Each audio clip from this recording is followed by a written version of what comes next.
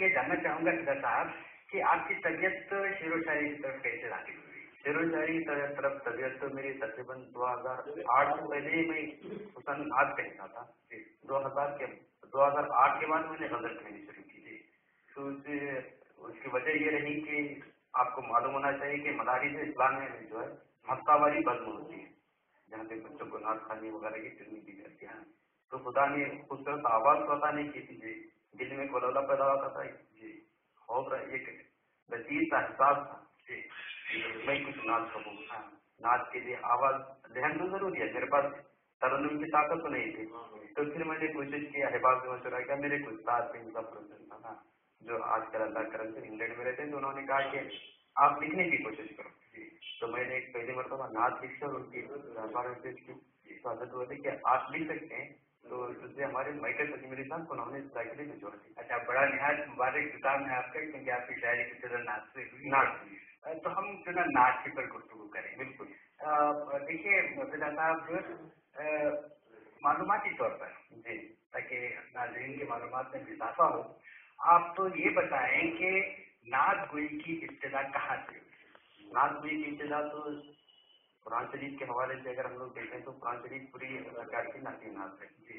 اور اب تازہ جو معلومات آ رہے ہیں, کچھ معلومات یہ بھی ہیں کہ حضرت عیسیٰ علیہ السلام نے نعت دی. نعت ہوتا ہے سرکار طرف سے تعریف کرنا, نظم میں ہو یا نظر میں ہو, اس کی حیتیں الگ الگ ہے.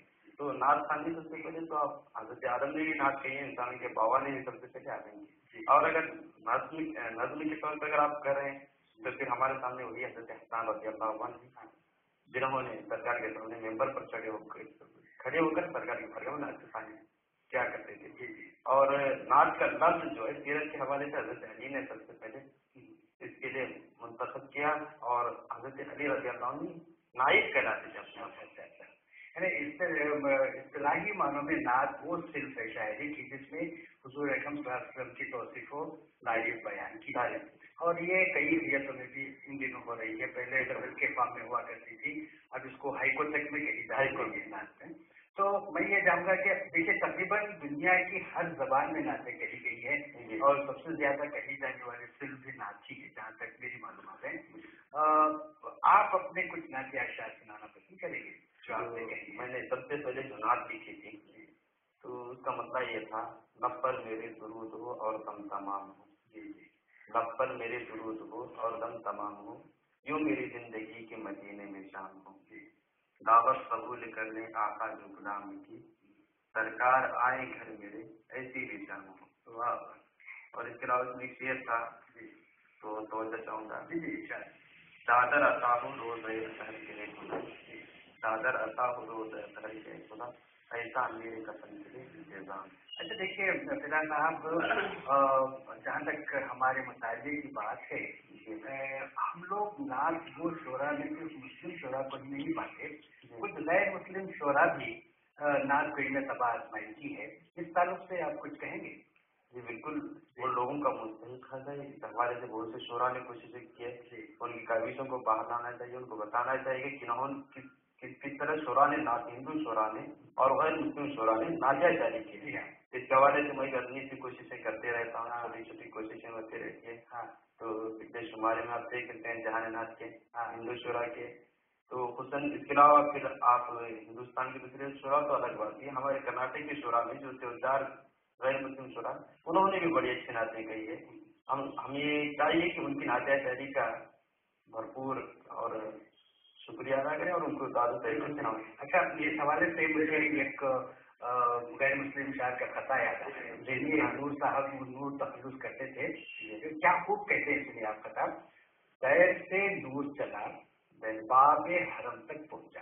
جی, دیر سے نور چلا باب حرم تک پہنچا, سلسلہ میرے گناہوں کا کرم تک پہنچا. ان کی معراج کہ وہ عرش بری تک پہنچے, میری معراج کہ میں ان کے قدم تک پہنچا. کتنی بڑی بات کہی ہے, بہت اچھی بات, بڑی اچھی بات کہی ہے. ایسے بہت سارے اشعار ہم لوگوں کو غیر مسلم سے بھی مل جاتے ہیں. یہاں میں آپ سے ایک بات یہ پوچھنا چاہوں گا خدا صاحب, نعت گوئی کے لیے یہاں جذبے اور ایمان کی سب ضرورت پڑتی ہے. ہم نے کچھ لوگوں کو کہتے ہوئے سنا کہ نعت گوئی بھی ایک فن ہے, اس کو فنی حد تک ہی محدود رکھیں. नाच हुई फन नहीं, नाच हुई इबादत। जी, मेरा नजरिया यह है कि हम लोगों की कोशिश भी ये होनी चाहिए कि नाच हम लोग बतौर फन ना करते। जी, नाच अगर हम लोग किसी चीज को भी, अगर हम लोग किसी चीज को अपने मुस्तकिल इबादत बना लेते हैं, तो फिर उसके लिए जरूरी है कि उसके लवाजिमात और उसके तकाजे जो होते हैं उसे भी पूरा करें। तो ये और बात है कि हम लोग नाच को ही कर रहे हैं, जिनकी आदत में सरकार तरह से भी सीरत बयान कर रहे हैं, तो जाहिर सी बात है कि हम लोग इस दिन को बरत रहे हैं, हुर्रियत को बरत रहे हैं, तो फिर हम लोगों को उसके भी तकाजे पूरे करने और ईमान और अकीदे के भी तकाजे पूरे करने। जब तक अकीदा दुरुस्त नहीं रहेगा फिर नाच काबिल कबूल नहीं होगा। जहाँ तक मेरा भी इस ताल्लुक से कहना है कि इसमें यहाँ जज्बे और अकीदत की जज्बे और अकीदत का जरूरत। ये फल तो अलग चीज है ही, यहाँ नाल बस फन जब आता है तो उस जज्बे अकीदतों को निखार आता करता है। बिल्कुल, यानी उसको पेश करने का एक तरीका चाहिए बस, मगर जज्बा और अकीदत जरूरी है। अब दूसरी बात मैं ये जानना चाहूंगा कि जैसा कि मैंने कहा कि गैर मुस्लिम शोरा ने नातें कही हैं, वहाँ हमने भी उन्होंने बहुत सारी कही हैं, तो इससे ये जाहिर होता है कि उनके पास भी जज्बा है, अकीदा है, ईमान में रखते हैं वो। अब आपने जो एक सहमाई शुरू किया है जी, जहाने नाज के नाम से, वाकई काबिल कदर इल्जाम है आपका, मगर आपने इतनी कम उम्री में इस तरफ से कैसे तवज्जो की? इसकी वजह रही कि जब मैं शुरुआत में नाते लिखा करता था, बचपन से एक तरह का रुझान रहा मजहब से जुड़ा रहने, तो अदब में आने के बाद भी अदबी मजहबी अदब को मैं ज्यादा पसंद किया। तो जब मैं देखा कि हमारे यहाँ इफराद और तफरीद काफी ज्यादा पाई है शोरा में, गुलू ज्यादा पाया जाता है, और नाच की आदत को हम लोग नाच तो बरत रहे हैं रिवायती अंदाज में, खुसूसन उसी रिवायती अंदाज में कैसे चले जा रहे हैं।